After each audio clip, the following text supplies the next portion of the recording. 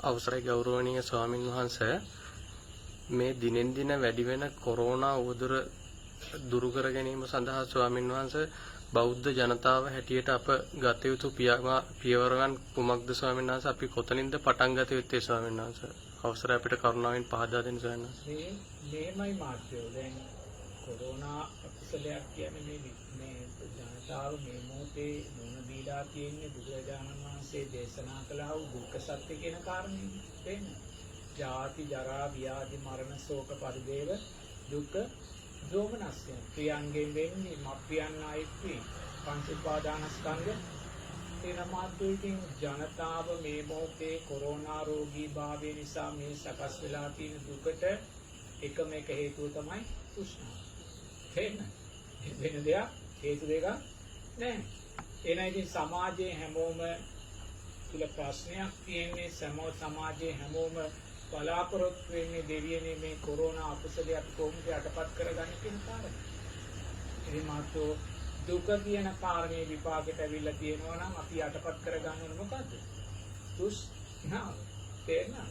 දුක කියන කාරණේ විපාකයට එද්දී අපි යටපත් කරගන්න ඕනේ තෘෂ්ණාවයි ආයිමත් වෙන දෙයක් යටපත් කරගන්න නැහැ. නමුත් ඇත්තටම කොරෝනාව සමාජය තුළ බුරබුරා නැගෙද්දිත් මාත්‍යෝ අපි දුකට හේතු වෙන තෘෂ්ණාව සියුම් කරගන්නවාද? අද කොරෝනාව මාත්‍යෝ ව්‍යාපාරයක් බවට පත් වෙනවා. තේරෙනවද? අද කොරෝනා ව්‍යාපාරයක්. කොත්තමල්ලි පැකට් එකේ ඉඳන් මාත්‍යෝ සියලුම විස බීජ නාශක වේවා මේ මුහුණු ආවරණය වේවා ඒ වගේම මිලාදික මේ පෞද්ගලික රෝහල් ගාස්තු පවා හැම තැනම මාත්‍රෝ කොරෝනාවද ව්‍යාපාරයක් බවට එන මාත්‍රෝ කොරෝනාව තුලින් අපි මොකද තව වැඩි කරගන්නේ? අපේ තෘෂ්ණාවමයි. ඒ නිසා නිරේතුරුව මාත්‍රෝ අපි මේ ගමන් කරන්නේ කොරෝනාව සිවුම් වෙන දිශාවට නම් නෙමෙයි. එක පාර්ශවයක් කොරෝනාව නිසා ගැටිලා ඒ ගැටීම තුල ඉඳලා නිරතුරුවම තෘෂ්ණාව ජීවිතයට එකතු කර ගන්නවා.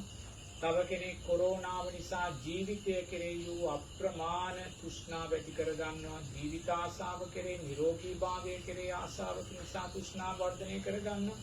තවත් පිරිසක් මාත්‍යෝ කොරෝනා ව්‍යාපාරයක් බවට පත් කරගෙන එතනින් තෘෂ්ණාව තව ශක්තිමත්.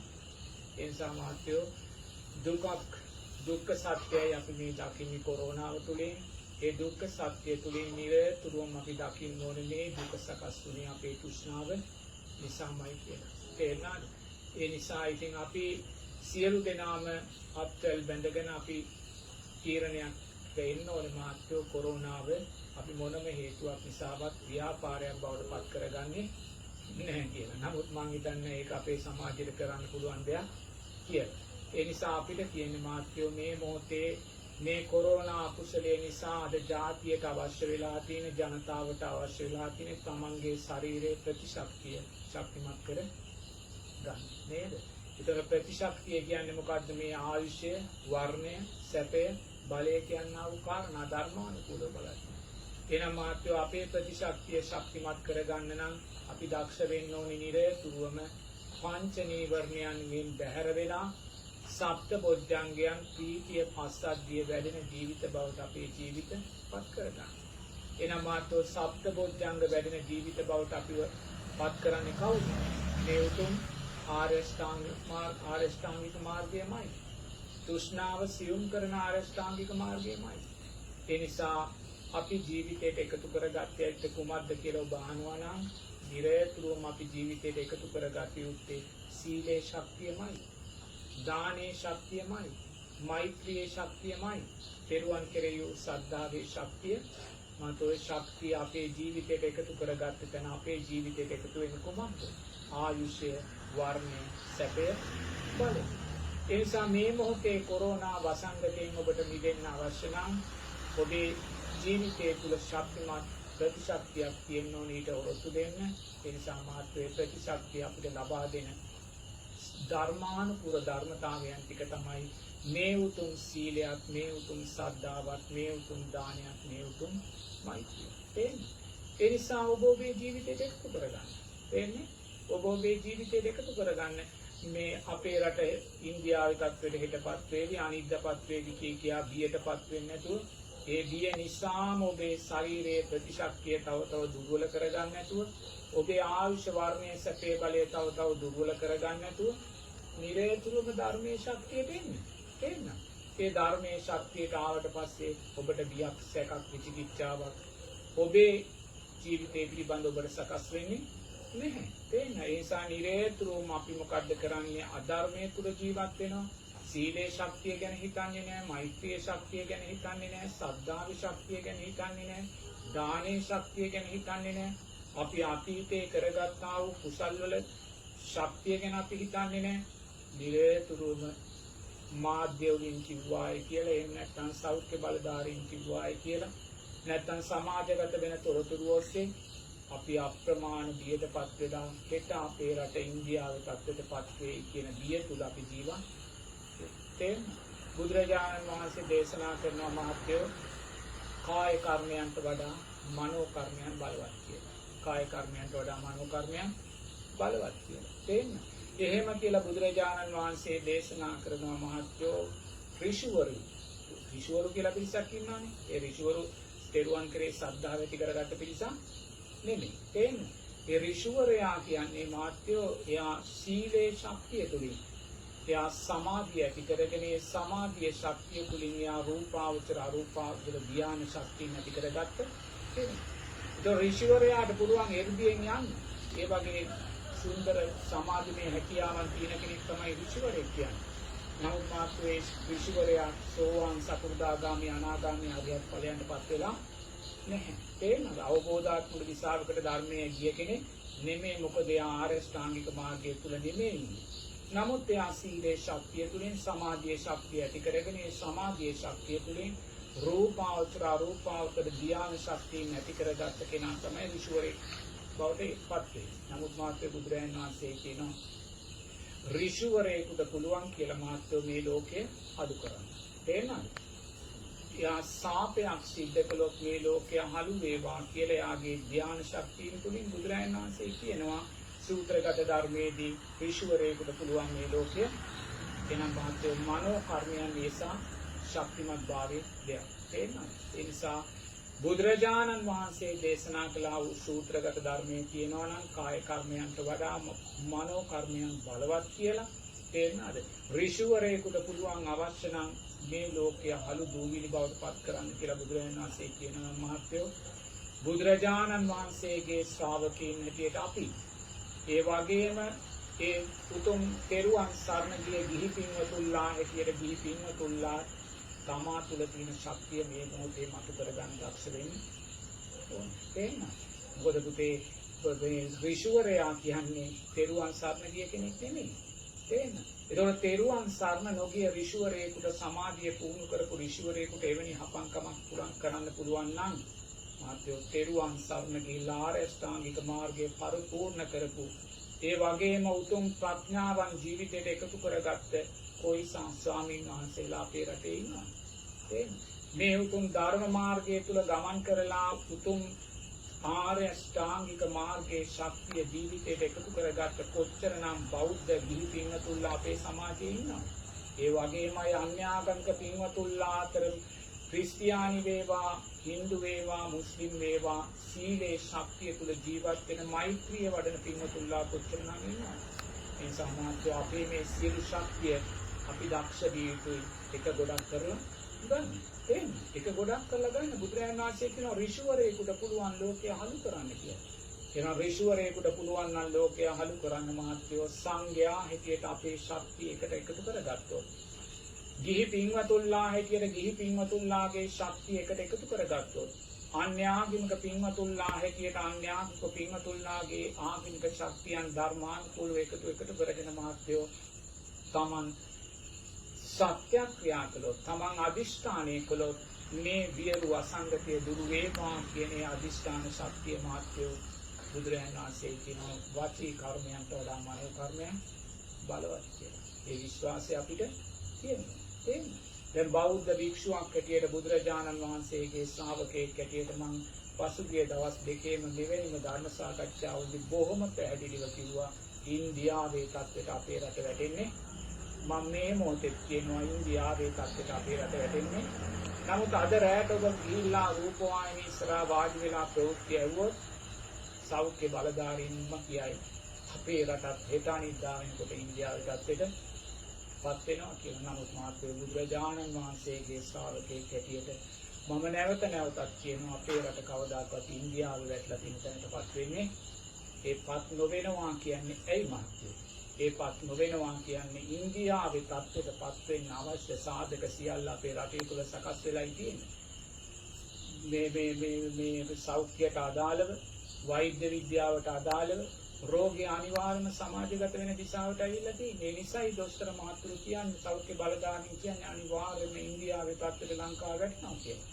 නමුත් මාත්‍යෝ බුදුරජාණන් වහන්සේගේ ශ්‍රාවකයා කියන්නේ වෙන්න තියෙන දේ වෙන යන දිශාවට යන්න කෙනෙක් නෙමෙයි. ඒ නිසා අපි දක්ෂ වෙන්න ඕනේ. මම මේ මොහොතේ නැවතත් කියනවා ඉන්දියාවේ තත්ත්වයට අපේ රට කවදාකවත්පත් වෙන්නේ නැහැ. ඒපත් වෙන්නේ නැහැ කියලා මම කියන්නේ මාත්‍යෝ මගේ හැකියාවකින් මගේ ශක්තියකින් නෙමෙයි.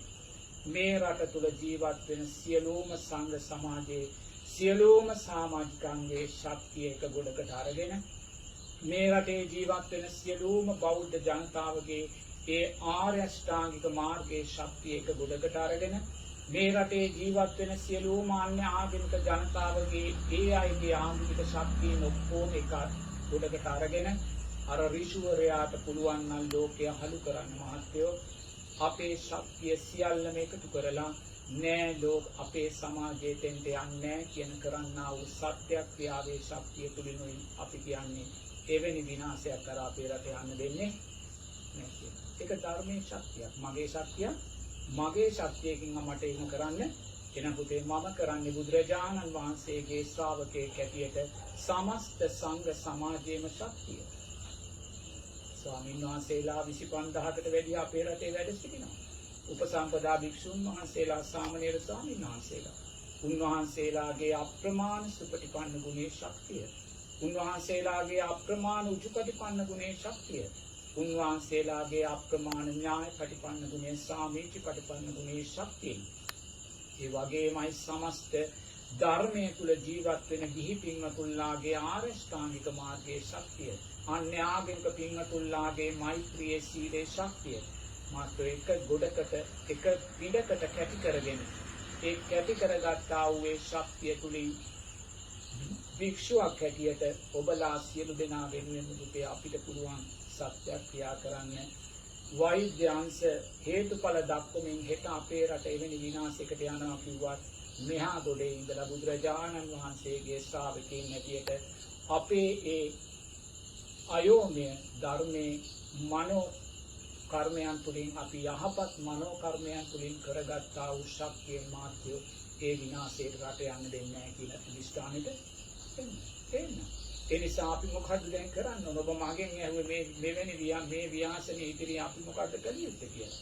උතේ අපි කළ යුත්තේ එකම එක දෙයයි දැස් දෙක පියාගෙන සමස්ත ජනතාව ජාති ආගම් කුල ભેදයකින් තොරව අපේ ගෞරවනීය පැවිදි සමාජයත් ගිහි සමාජයත් දැස් දෙක පියාගෙන නිරේතුරුවම ලැබෙන විවේකයේදී උදේ හවස නිරේතුරුවම ඔබ කළා වූ කුසල් ධර්මයන් සිහිපත් කරගෙන මහා සංඝරත්නයේ හැටියට අපේ සුපටිපන්න ගුණය, උජුපටිපන්න ගුණය, ඥායපටිපන්න ගුණය, සාමීචපටිපන්න ගුණය සිහිපත් කරගෙන අපේ ජීවිත තුළින් අපි රැස් කළා වූ උත්තම කුසල් ධර්මයන් සිහිපත් කරගෙන තෙරුවන්ගේ අනන්ත වූ ගුණයන් සිහිපත් කරගෙන ගිහි පින්වතුන්ලා තමන්ගේ ධර්මයේ ශක්තියන් නැවත නැවත සිහියට නගාගෙන සීලේ මෛත්‍රියේ දානේ ශක්තියන් සිහිපත් කරගෙන අන්‍ය ආගමික පින්වතුන්ලා තමන්ගේ සීලේ මෛත්‍රියේ ශක්තිය සිහිපත් කරගෙන සත්‍යක්‍රියා කරන්න.